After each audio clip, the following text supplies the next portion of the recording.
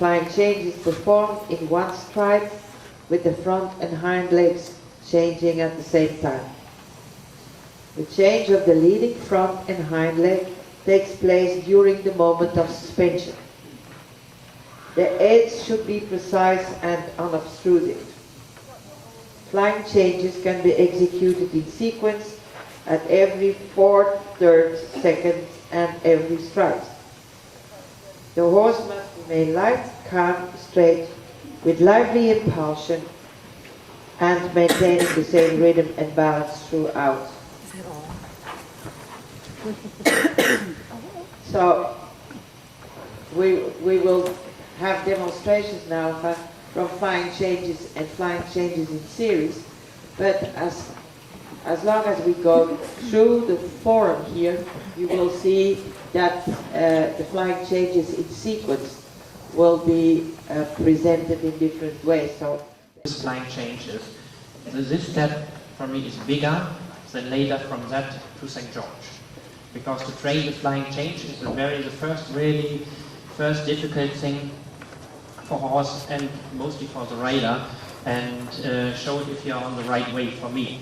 Because later, if the horse is really able to do, or is very sure in one flying change, that means on the diagonal, from counter canter, at the short side, then it's very quick the step from that to tempest, for example. The step from, if the one flying change is really okay, and the 2 tempest is much shorter than to start from the first time flying changes up to make them really sure. I would say it costs normally at least 1 year for me when I started. So at the beginning of 5-year-old, they play a little bit with the flying changes, so that they are really sure in just one simple flying change, normally at least 1 year. I think we have the time to talk about how to, it's more interesting than only show the flying changes. Like for me, how to train the flying change. I think the horse is through enough, and that depends not only on the age, like on the level, and it doesn't matter if it's end of 4 or 5 or 6-year-old. For me, when the horse, when this, we call it the Einspurwechsel, the simple change from canter walk, and then after 3 to 5 steps, walk canter again.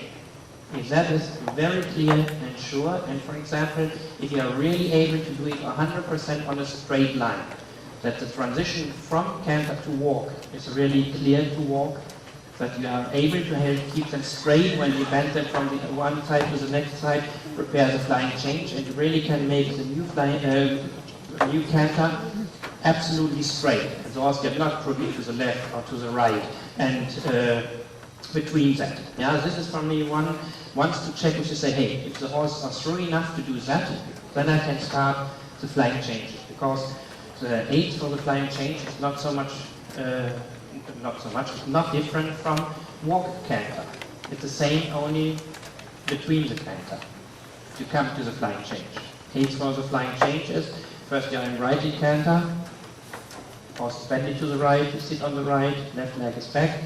When you prepare your flying change, you have to make at least one canter strike, horse straight, contact on the new outside rein, soft on the new inside rein, and then you give the impulse with the seat sitting deeper inside, outside leg comes forward, and the new outside leg comes back.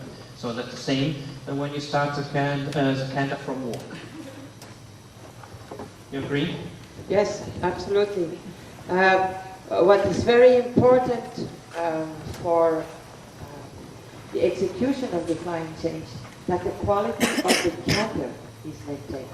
Exactly, that's right. We need a good collected canter, active hind legs. That's very important for the flying change. But yeah, that must be sure before. But I think also if you can do really a good transition, this walk, canter walk, and after 5 strikes, totally straight the canter again, that means that they are through enough and enough on the hind legs that you are able to do it. Without getting the horse crooked and on the front leg and so on. And when I start to train the flying changes, well, also with the young horses, I prefer to do it like on a straight line. When I start with young horses, I try to do it on the diagonal mostly, and or later on the long side from counter canter, to the normal canter, because I don't like it if you do what you from one circle and then you change to the other circle, because the horses learn to jump sideways, to jump inside, the same when you do it directly in the corner, diagonal, then in the corner. You can do it maybe at the very beginning, the first time, and especially people who has not so much experience. But if possible, I try to do it always on the diagonal, to make from the beginning sure that the horse is straight in the flying change and straight after the flying change.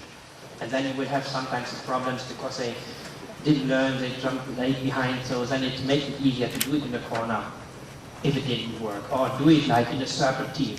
No? Or if it didn't work at all, what I also had experience when I had horse who was always late behind, to do it like on a pole on the ground, only to make the very slow canter jumping over this pole, that's right, on the ground, because that makes the canter strike a little bigger and gives the horse more time to change them. That's all those things what you can do if the little horse didn't learn, or also if you have a rider with not so much experience.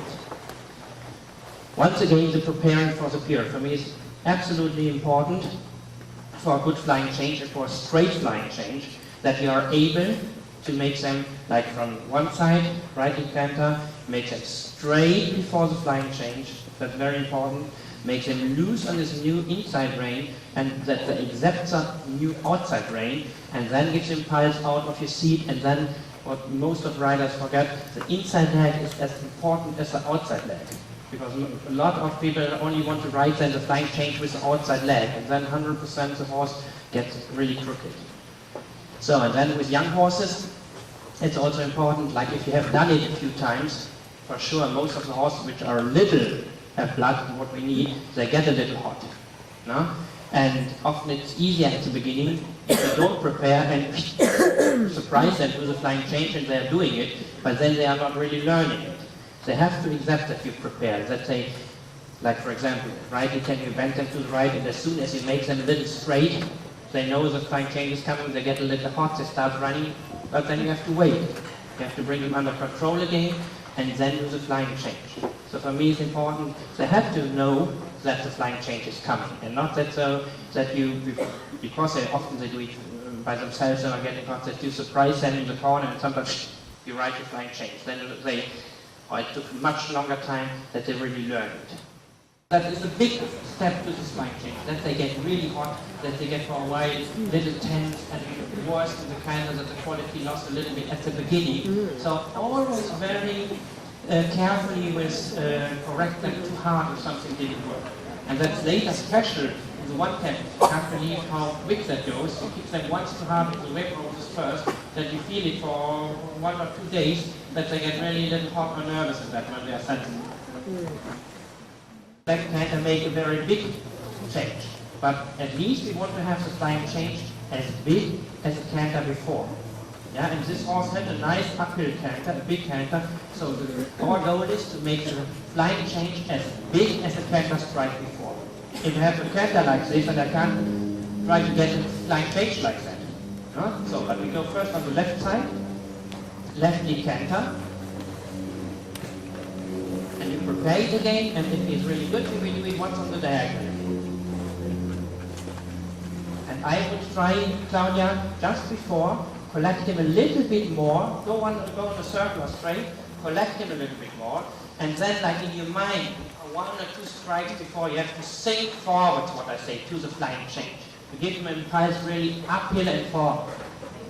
But for that, they have to be collected enough. If you do it too much forward, then they get too flat.